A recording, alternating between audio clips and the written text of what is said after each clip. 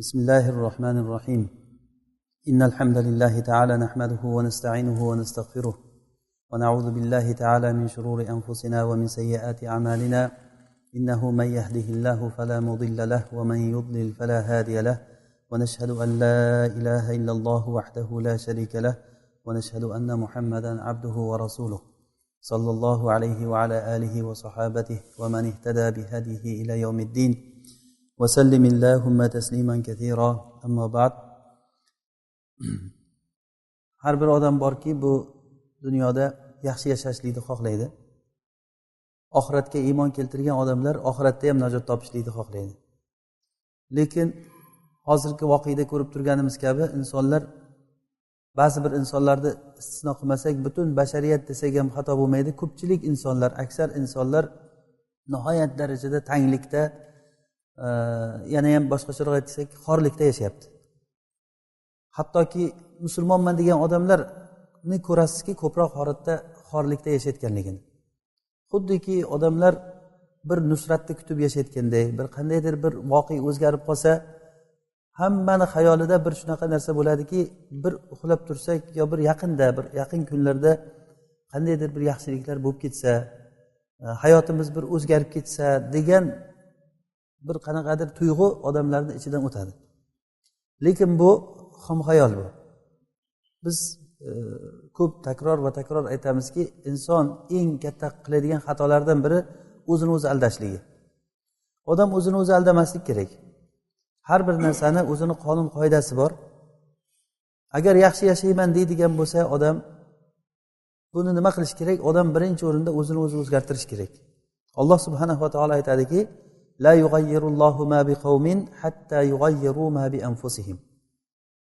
Alloh taolo odamlardagi musibatni o'zgartirmaydi, hattoki odamlar o'zlaridagi holatni, amallarini o'zgartirmaguncha.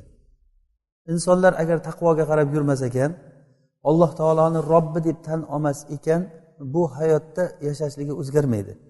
Bu Robbil alamin tarafidan va'da berilgan narsaki, kimda kim meni zikrimdan yuz o'girsa, faman a'rada an zikri fa inna lahu ma'ishatan danka. Kimki meni zikrimdan, ya'ni zikrdan maqsad bu yerda Qur'on, din, Allohning shariati, kimki agar Allohning shariatidan yuz o'girsa, qisqasi Allohdan yuz o'girsa, unga tang hayot bo'ladi. Buni misolini siz agar keltirsangiz, hayotda qaravering, kimni bo'lsa misol keltirsa bo'laveradi. Kim agar hayotda tanglikka kirib qoldimi, ko'ringki, o'sha Allohning zikridan yuz o'girganligi uchun. Puli ko'p bo'lishligi mumkin, lekin o'sha puli uni azoblab turgan bo'ladi. Mansabdor bo'lishligi mumkin, lekin o'sha mansabi uni bo'ynidan shunday xuddiki temir kishanlardek bo'g'ib turgan holatda ko'rasiz. Birdan bir yo'li yaxshi yashashlikda, dunyoda ham oxiratda ham baxtli bo'lishlikda birdan bir yo'li Alloh taoloni Robb deb tan olishlik bo'ladi. Shunday ekan biz uchun bu narsani juda ahamiyati katta. Bunga agar yaxshiroq bir e'tibor berib qaraydigan bo'lsak, Imom Muslim rivoyat qilgan hadisda Abbos ibn Abdul Muttolib radhiyallohu anhu rivoyat qilib aytadilar, Rasululloh sallallohu alayhi vasallam aytdilarki, kimda kim agar Allohni Robb deb tan olsa va islomni o'ziga din deb tan olsa va Rasulullohni Muhammad sallallohu alayhi vasallamni o'ziga payg'ambar deb tan olsa, o'sha odam iymon lazzatini tatadi degan. Qaysimizni qalbimizda iymon lazzati bor? Kim o'zini musulmonman men deb xursand bo'ladi? Masalan, valillahil masalul a'la. Shu dunyoda qarasangiz, masalan, bir qarindoshi kattaroq bir mansabda ishlayotgan odam bilan hech bir qarindoshi hech yoqda ishlamaydigan oddiy bir odamni o'zini tutishini o'rtasida farqi bo'ladimi, yo'qmi? Oddiy bir shopir bo'lsin, agar bir vazirga shopir bo'lib qolsa, agar o'zi bir shopir, u boshqa bir anaqa qilmaydi, mashina haydaydi, u xizmatchi. O'tiradigan joyda o'tiradi, keladigan joyga kelish kerak. Lekin o'sha odam bilan oddiy boshqa odamlar o'rtasida o'zini tutishlikda farq bo'ladimi, yo'qmi? Nima uchun o'sha farq nimadan sezilinyapti? Uni ichidagi suyanchig'i bor, qalbida suyanchig'i bor. Bir narsa bo'lsa, xo'jayinga aytaman, hamma narsani to'g'irlab qo'yadi deydigan ishonchi bor. O'sha uchun katta gapiradi. Odamlar ham qo'rqadi o'shandan, bir ishlarni iltimos qiladi. O'zi aslini surishtirib qarasangiz, oddiy bir shopir bo'ladi, yo bo'lmasa kattaroq mansabdor odamni doktori bo'lishi mumkin. O'shani oshpazi bo'lishligi mumkin masalan. oddiy odam, hech bo'lmasa o'shani xonadonini tozalaydigan xizmatchisi ham boshqa odamlardan ko'ra o'zini boshqacha tutadi. Endi mo'min odam orqasida kim turibdi? Uni Robbil alamin turibdi. Olamlarni yaratgan, butun mulk uni qo'lida bo'lgan zot mo'minning orqasida turadi. U zot shunday zotki, agar bir narsaga bu desa, bo'lib qoladi. Butun osmonlar, koinot, bu tog'lar, dengizlar, yerlar, mulkni qarang, tomosha qiling buni. Mana shu narsalar hammasi uni mulki. Yer podshohlari podshohman deydi, yerda bir bo'lak joyini ega bo'lganligi uchun podshohman deydi, lekin o'zi aslida g'irt muhtoj bo'ladi. Ya'ni insondagi ehtiyoj hech qachon ketmaydi. Qul law antum tamlikuna khazaina rahmati robbi idza la amsaktum khashyatal infaq va kana al insanu qatura. Agar sizlar yer yuzidagi butun mulkni xazinasini sizlarning qo'llaringda bo'lsa ham, bir odamga biror narsa ham bermasdinglar sizlar. Inson kambag'alchilikdan qo'rqadigan qatur, ya'ni juda ham inson muhtoj qilib yaratilgan. Illo kimki agar Allohni o'ziga Robbi deb tan olsa, mana shu odam bundan mustasno bo'ladi, bu holatdan tanglikdan chiqib ketadi. Biz uchun eng kerakli bo'lgan narsa birinchi o'rinda, inshaalloh bu suhbatimizni bir uzoqroq muddatga mo'ljallab gapiramiz, Alloh taoloni Robbi deb tan olishligimiz. Allohni Robb deb tan olishligimiz. O'zi Robb kalimasi nima? Robb kalimasi lug'atda sayyid ma'nosida keladi. Ya'ni bir narsani bir xo'jayin ma'nosida keladi o'zbekcha aytganda. Xo'jayin. Mana Yusuf surasida innahu robbi ahsana mathvaya innahu la yuflihul zolimun. O'shanda Yusuf alayhisalom aytdiki, innahu robbi, meni xo'jayinim, meni sayyidim, meni yaxshi hurmat qilgan, men sayyidimga xiyonat qilmayman degan ma'noni aytganlar. Yoki ba'zida Robb degani egasi, bir narsani egasi ma'nosida keladi, sohib ma'nosida. Ya'ni masalan Robbud dar. Masalan Abdumuttolib Abrahani oldiga borgan paytda Abraha fil bilan minib kelib Ka'bani buzib tashlayman degan paytida Abdumuttolib borib Abraha bilan gaplashgan voqeasini aytib bergan edik. O'shanda aytadiki, Abrahaga meni tuyalarim seni qo'lingga tushib qolibdi ekan, shu tuyalarni menga bersang deganda Abraha aytadiki, sendan ko'ra ahmoqroq odamni ko'rmadim men. Men seni uyingni buzgani, ibodat qilib turgan uyingni buzgani kelgan bo'lsam, u sen uyni buzmagin deb so'rashdi. Unga tuyalar so'raysanmi? Qanaqa sayyidsan sen? Qanaqa qavmni boshlig'isan? Degan paytda Abdumuttolib aytganki, bu baytni Robbisi bor degan. Men tuyalarni Robbisiman degan. Ya'ni bu degani, bu baytni egasi bor, o'zi himoya qiladi. Men tuyalarni egasiman, menga tuya kerak degan. Xuddi aytganidek bo'lgan. Baytni egasi himoya qildi. Hammasini oyog'ini osmondan qilib tashladi.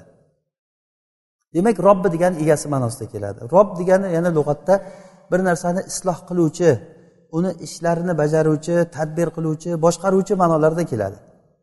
Istilohdagi Robb mana shu lug'aviy ma'nolarni hammasini o'z ichiga jamlaydi. Bu Robb Alloh taolo bizlarni yo'qdan bor qilgan. Butun koinotni Alloh taolo yo'qdan bor qilgan. Va uni hozirgacha shularni yo'qolib tushib ketishligidan asrab turadigan, ularni o'stiradigan zot. Ya'ni daraxtlarni o'stiradi, osmondan suvlarni tushiradi, odamlarga rizq beradi. Kichik bolachalarni o'stiryapti. Qarasangiz, kattarib o'sib katta odam bo'lyapti. Hayvonlarni bolalariga qarasangiz, kichik bo'lib tug'iladi, keyin semirib katta bo'lib tonnalab go'sht qiladi masalan. Mana bu Alloh taoloni yaratishligidan bo'lyapti, Alloh taolo uni isloh qilishligidan bo'lyapti.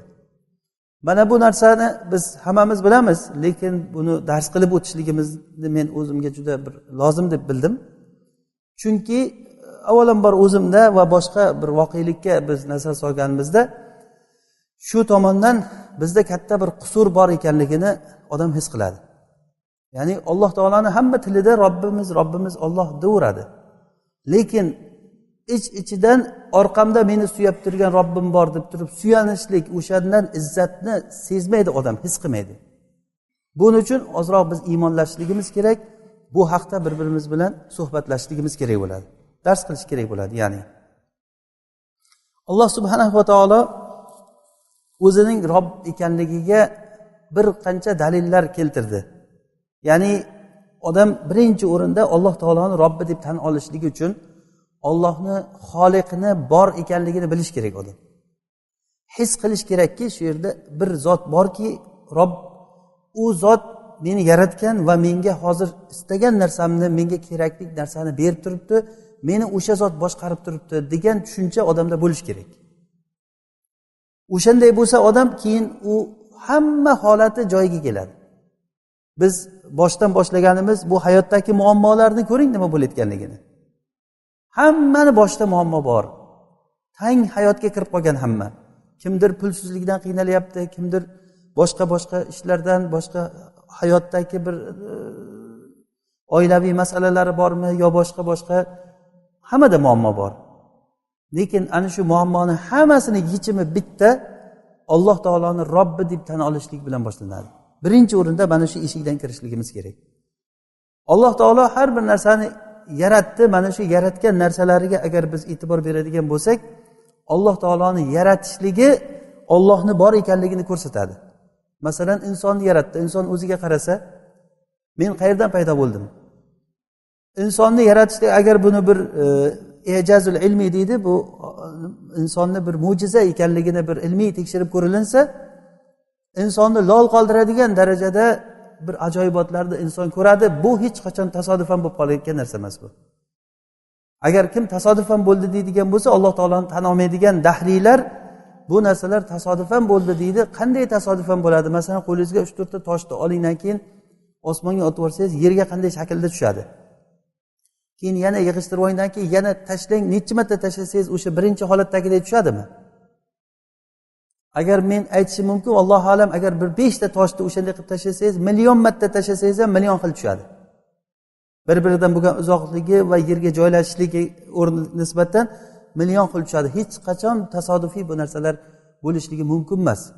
Koinotdagi bo'layotgan ishlarda agar inson kuzatadigan bo'lsa, albatta bu narsalarning orqasida nihoyat darajada ilmlik, nihoyatda hikmatlik, nihoyatda qudratlik bir zot turganligini inson o'zi guvohi bo'ladi. Mana shu narsani biz majlislarda bir-birimizga eslatishligimiz kerak. Bizni Robbimiz bor ekanligini, biz o'sha zotga ibodat qilishligimizni, mana o'sha zot bizni yaratgan, ertaga ana shu zotning oldiga boramiz. Agar yaxshi amallarni qilib borayotgan bo'lsak, ana shu Alloh bizga misli ko'rinmagan, xayolingizga kelmagan jannatlarni beradi inshaalloh. Mo'min odam mana shunga iymon keltirdi.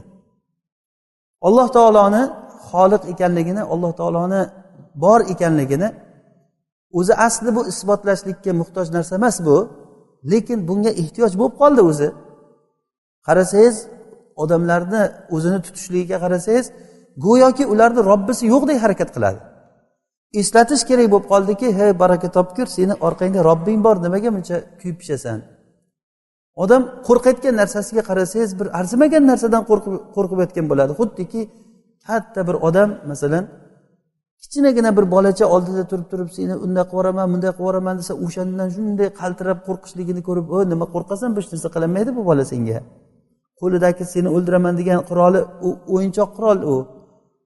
Shundan ham qo'rqasanmi?" deydiganga o'xshaydi odamlarning hozirgi masalan kambag'alchilikdan qo'rqishligi ham va har xil bir o'zidan boshqa bir ta'sir kuchlardan qo'rqishligi ham shunga o'xshaydi. Allohning iznisiz hech narsa bo'lmaydi, bunga biz iymon keltirdik. Bo'ladigan narsalar har biri Allohning amri bilan bo'ladi. Alloh taolo Sabbihisma robbikal a'la surasida 4 ta narsaga Alloh taolo ishora qilib aytadiki, Sabbihisma robbikal a'la allazi xalaqa fasawwa vallazi qaddara fahada. Ya'ni Alloh taoloning sifatlaridan biri shuki, xalaqa fasawwa, Alloh taolo yaratdi va barkamol qilib yaratganda ham. Va yana Alloh shunday zotki, o'lchamlik qilib yaratdi hamma narsani va hidoyatladi. Asosan bizning suhbatimiz mana shu 4 ta narsa haqida gapiramiz. Yaratishlik va barkamol qilishlik va taqdir qilib o'lchab qo'yishlik va hidoyat qilishlik. Mana shu 4 ta narsa agar shu 4 ta tomondan o'ylab qaralinsa, nihoyat darajada Alloh taoloni qanday bizga yaqin, qanday mehribon zot, bu zot bizni doim qo'llab-quvvatlab turganligini, biz bilmagan holatimizda bizni qo'llab-quvvatlab turganligini ko'rasiz. Qancha rizq beryapti odamga, inson bilmaydi rizqni Alloh berayotganligini. Vaholanki Allohning rizqini yeb turib, Olloh berayotganligini o'ylamasdan Allohdan boshqa berdi deb o'ylab Allohga kofir bo'layotgan odamlarni nima deyish mumkin endi? Bundan ko'ra johillik bo'lmaydi, bundan ko'ra katta zulm bo'lmaydi. Allohning rizqini yeb turib Allohga kofir bo'lishligi. Alloh taolo insonni yaratdi, insonni a'zolarida hujayralari bor, hammamiz bilamiz buni. Ana shu hujayralarning ichida xromosomalari bor. Xromosoma 46 ta xromosoma bor deyiladi. 23 tasi bu otasidan o'tgan, 23 tasi onasidan o'tgan bo'ladi. Bu xromosomalarni Alloh subhanahu va taolo ko'payadigan qilib yaratgan ekan. Ya'ni toki inson kattaravergan sari xromosomalari ko'payib, hujayralari ko'payib boraveradi. Inson kattargan sari, masalan, ba'zi bir a'zolari kesilib ketsa, o'sha bitib o'rniga tushib ketadi. Mana shu hujayralari o'sib, yana o'rniga o'sha orasidagi joylarga xromosomalar to'lib qolaveradi. Illo faqatgina insonni nasl ko'payadigan xromosomalari 23 ta bo'lar ekan. Erkak kishida 23 ta, ayol kishida 23 ta. Qolgan joylari hammasi 46 tadan faqat nasl ko'payadigani 23 ta bo'lar ekan. Nima uchun? Bu erkak ayol bir-biriga urug'i qo'shilgan paytda 46 ta bo'lib turib, keyin ko'payadigan bir hujayraga aylanadi. Ya'ni bu narsa ham tasodifiy bo'lib qolayotgan narsa emas bu. Alloh subhanahu va taoloning yaratishligidan. Alloh taolo Qur'onda hada xalqulloh fa'aruni madha xalaqallazina min duni. Mana bu Allohning yaratgan narsasi. Mana daraxtlarni ko'ring, o'rmonlarga borib, dengizlarga boring, tog'larni ko'ring. Allohning xalqini ko'rasiz hamma narsada. Qani Allohdan o'zgalar nimani yaratdi? Ko'rsatinglarchi. Bitta pashsha yarata oldimi? Yo o'sha pashsha agar yaratishni qo'ying, agar shu pashsha agar ularni ovqatidan bir narsani olib ketib qolsa, o'shani qutqarib ololmaydi ular. Hech bir narsa, birorta bir hujayrani yarata olmaydi inson. Inson hujayraniki yaratilmagandan keyin, butun dunyo jamlansa ham yaratilmagandan keyin nimaga inson odamlar Allohdan boshqaga intiladi? Mana bu insonga juda ham bir qiziq narsa. Inson qalbi g'aflatda qolgan, tamom Allohdan g'aflatda qolgan. Alloh taoloning yaratishligi, bu haqda ko'p gapirishligimiz o'zi kerak emas. Yaratilgan narsalarni ko'ring, uni yaratuvchisi borligini bilavering. Va ikkinchisi, uni barkamol yaratganligi, tasviya. Buni arab tilida tasviya deyiladi. Alloh taolo buni ahsana kulli shayin xalqahu deb aytgan. Allazi ahsana kulli shayin xalaqahu. Alloh taolo har bir narsani yaratishligini barkamol, juda ham chiroyli yaratgan. Laqad xalaqnal insana fi ahsani taqvim. Biz insonni juda ham barkamol qilib yaratdik degan. Mana bu barkamollik, insondagi bu barkamol, chiroyli. Masalan, inson burniga qarang. Har bir odam o'zini a'zosidan misol keltirsa. Burun ikkita teshikdan nafas olishlik uchun Alloh taolo yaratgan. Tepaga qarab nafas oladi, nafas tepaga, dimog'iga urilib va nimaga pastga tushadi. Bu o'sha nafas tepaga ketadigan paytda havodan kiradigan narsalar burunga yopishib qolib toza havo ichkariga o'tib ketishligi uchun. Ya'ni nafas oladigan joyni shunday bir filtrdan o'tadigan qilib qo'ygan Alloh taolo. Burun qanchadir joyigacha suyaklik qilib yaratilgan ekan, keyin uch qismi yumshoq qilib yaratilgan. Agar hammasi suyakdan bo'lsa, bu burunni tozalash katta bir muammo bo'lardi. Faraz qilib ko'ring, burun suyakdan bo'lsa. Buni burunni tozalashlik ancha muammo bo'ladigan narsa bo'ladi. Va bu burunda issiq havoni sovutib beradigan, sovuq havoni isitib beradigan qilib yaratgan Alloh taolo. Shu uchun ham sovuq paytlarda odamning burni qizarib qoladi. Nima uchun? Sovigandan keyin havo olganda qon aylanishligi shu burunga kelib turib, burun qizarib qoladi. Tashqaridan kelayotgan sovuq havoni isitib ichkariga temperaturani normallashtirib ichkariga o'tkazadi. Kim bunday qilib yaratdi buni? Insonni ko'zini oling. Ko'zni ko'rishligini bir aql bavar qilmaydi bu narsaga. Oddiy bir suyuqlik. Ichidagi qorachig'i yorug'lik yaxshi bo'lgan paytda qorachig'i kichrayadi.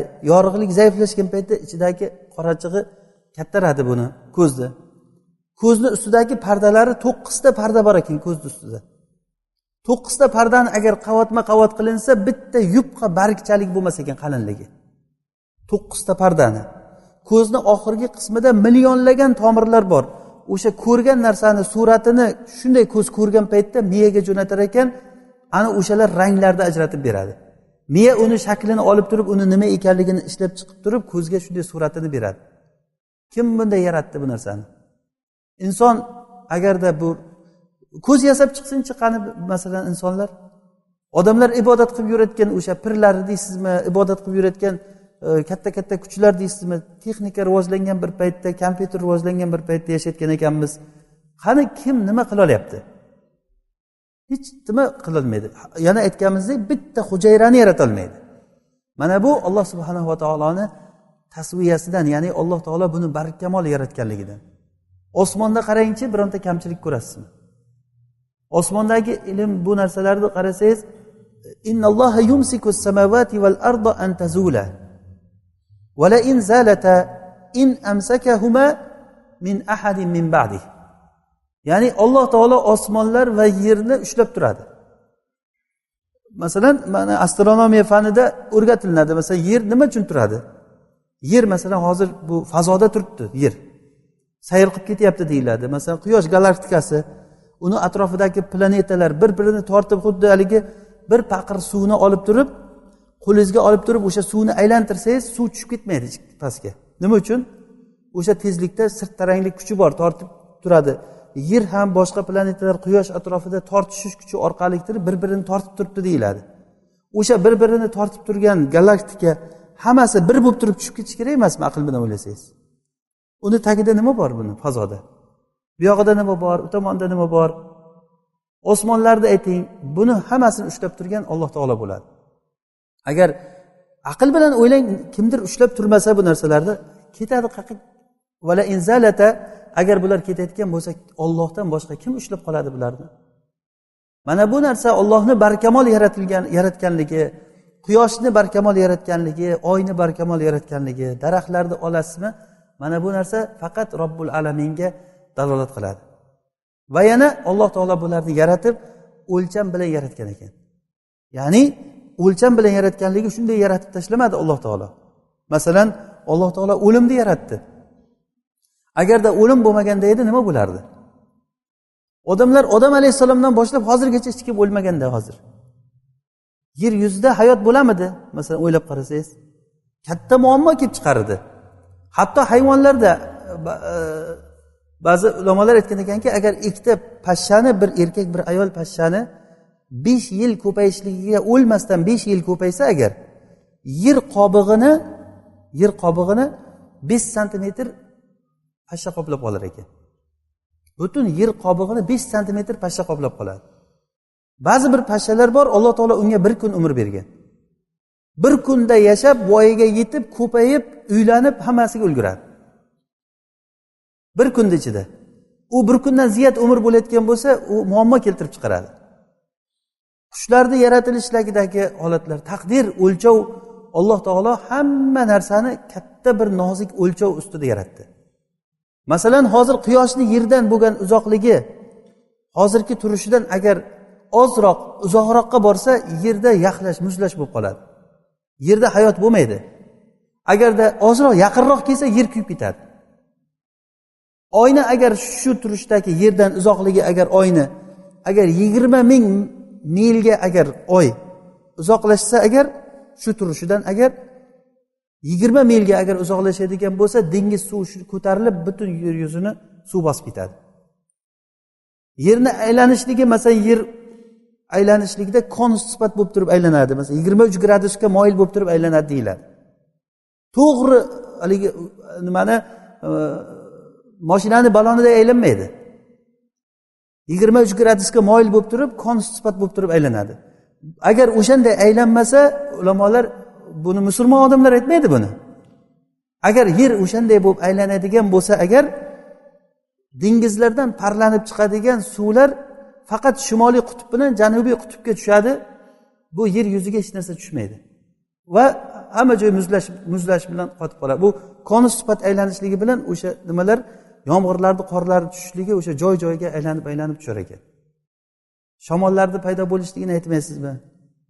Mana bu narsa zalika taqdirul azizil alim. Mana bu narsa ilmlik, eng olim bo'lgan, eng hakim bo'lgan Allohning o'lchami bu.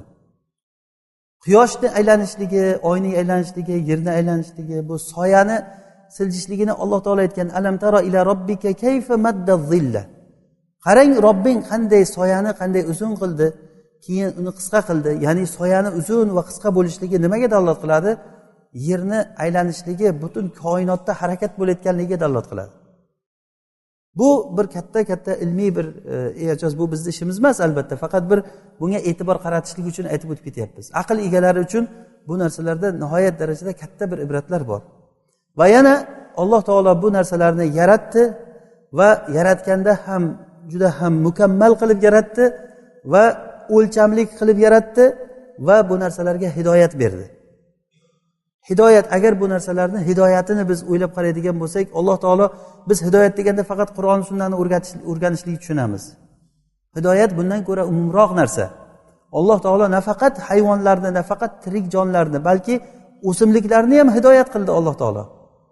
O'simliklarni o'sishligi, uni o'zini tartibi bilan, o'zini qoidasi bilan ko'karishligi, o'zlarini samarasini berishligi bir ajib bir Alloh taoloning qudratiga dalolat qiladi. Ibn Qayyim rahimahulloh Shifaul Alil degan kitobida bir keltirgan ekan bir hikoyani. Chumolilarda shunaqangi bir toifasi bor ekanki, chumolilar barglarda ustida yashaydigan bir qo'ng'izlar bo'lar ekan, qurtlar. Kichkinagina bargda ustida yashar ekan ular. O'shalarni tuxumlarini olib kelishlik uchun o'zlaridan maxsus chumolilarni yuborar ekan.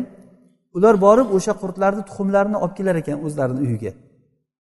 Olib kelib o'zlarini chumollarni tuxumi bilan birgalikda qo'shib, unga rioyasiga olib qarab turar ekan. Tuxumdan haligi qurtlar chiqqandan keyin ularni xuddi o'zlarini bolasini boqqanday boqar ekan chumollar. Haligi qurtlar katta bo'lgandan keyin haligi qurtlardan xuddiki asalday shirin bo'lgan sut chiqar ekan. O'shani xuddi molni soqqanday sog'ib ichar ekan chumollar. O'sha qurtlarni shunchalik darajada tarbiyalab, tuxumdan ochtirib, tarbiyalab, shuni sog'ib ichgan chumolini kim hidoyatladi? Bu Allohning hidoyatidan boshqa narsa emas bu. Ba'zi kishilar naql qilgan ekanki, bir joyda ketishda bir sholi ekilganligini ko'rgan ekan. Bir 5 metr joyga sholi ekilgan. Keyin e'tibor berib qarasa, bu atay qilingan narsa ekanligini ko'rgan. Ichida begona o'tlari olib tashalgan, sholi ekilgan turibdi, atrofida loylangan, atrofi o'ralgan. Keyin buni qiziqishligini uyg'otgandan keyin shuni bu orqasidan tushib rosa kuzatgan ekan. Kuzatsa buni chumollar ekkan ekan. Haligi sholini ekib turib, yig'ishtirish paytiga kelganda ko'pchilik bo'lib turib kelib, hammasi qator bo'lib turib, haligi sholidan bitta uzib uyga olib kirib ketishligini ko'rgan. Mana bu bir hayvonni qilayotgan ish. Yoki insonni kim hidoyatladi? Masalan, hozir odam temirlarga minib osmonlarga uchyapti. Kompyuterlar chiqdi masalan. Bu narsalar Allohning hidoyatidan boshqa narsa emas bu. Alloh taolo har bir narsani hidoyatladi. Har bir narsani, hayvonlarni hidoyatladi, o'zini bolasini katta qilishlikka hidoyatladi. Hattoki masalan hayvonot olamini ko'radigan bo'lsak, yirtqich hayvonlar ovlashga qanday hidoyat topganligiga odam hayron qoladi. Jamoat bo'lib turib ovlaydi ovini. Bittasi narigi tomondan borib turib, panadan turib tursa, bunisi bu yoqdan o'zini ko'rsatib turadi. Bu ovlovchi bo'lmaydi bu. Biri bu yoqdan quvib keladi, o'sha quvib kelgan paytda haligi yotganini oldidan o'tish kerak, ular shu paytda sakrab chiqib uradi uni. Kim hidoyatladi u narsaga ularni? Tirikchilik uchun harakat qilyapti ular. Alloh taolo har bir jonzotni hidoyatladi. Insonni ham mana shu narsalarga hidoyatladi. Yangi tug'ilgan bolani emishga kim hidoyatladi deng. Agar u o'zi emmasa, unga hech kim yordam ko'rsata olmaydi. Butun tabiblar yig'ilib turib, uni tomosha qilib o'tiraveradi, o'lishini kutib turaveramiz. Agar o'zi emalmasa, u bola unga bir yordam ko'rsatib bo'lmaydi uni. Odam a'zolarini hidoyatlaganligi, masalan, bir qultum, bir luqma narsani og'izga olib turib, inson chaynab tafakkur qilib ko'ring, shuni chaynagan paytda til qanchalik darajada yordam beradi. Agar odamning tili bo'lmasa, ovqatni chaynalmaydi. Shu chaynab uni ezgan paytida tishlar uni g'ajib ezib bergan paytda til uni qaytarib o'sha tishlar arasiga solib beraveradi. Va odamni bezlaridan so'laklar ajralib chiqib turib, haligini namlab ezishlikka yaqin qilib turib, uni yutishligini endi bir ishini o'ylab qarasangiz, katta bir hidoyat bu. Kim hidoyatini berdiki, kim unga tilga bu narsalar o'rgatib turibdi, bu yoqqa o't. Xayolingizga ham kelmaydi. O'zingiz bir narsani tinglab turgan holatda, birov bilan gaplashib turgan holatda ham bu narsalar, ishlar ketaveradi. Harakat, masalan, insonga bir keladigan, ko'zni oldiga kelayotgan harakatga birdaniga ko'z yopiladi. Kim hidoyatladi u narsani? Ko'zni, bu qovoqni ko'zni ustini qoplab qolishlikka kim hidoyatladi? Bunaqangi narsalar agar o'ylab qaraladigan bo'lsa, koinotda qaraydigan bo'lsak, juda ham ko'p bu. Bizga eng muhim narsa Alloh subhanahu va taoloni Robb deb tan olishligimiz. Inshaalloh bu suhbatimizda hali davomi bor. Yana takror aytganimiz kabi, Allohni Robb deb tan olishlik bizni hayotimizda hamma muammoni yechimi inshaalloh bu narsa. Alloh taolo bizga foydali ilm bersin. O'rgangan ilmlarimizga Alloh taolo bizga amal qilishlikka tavfiq bersin. Subhanakallahumma bihamdik nashhadu an la ilaha illa anta nastag'firuka va natubu ilayk.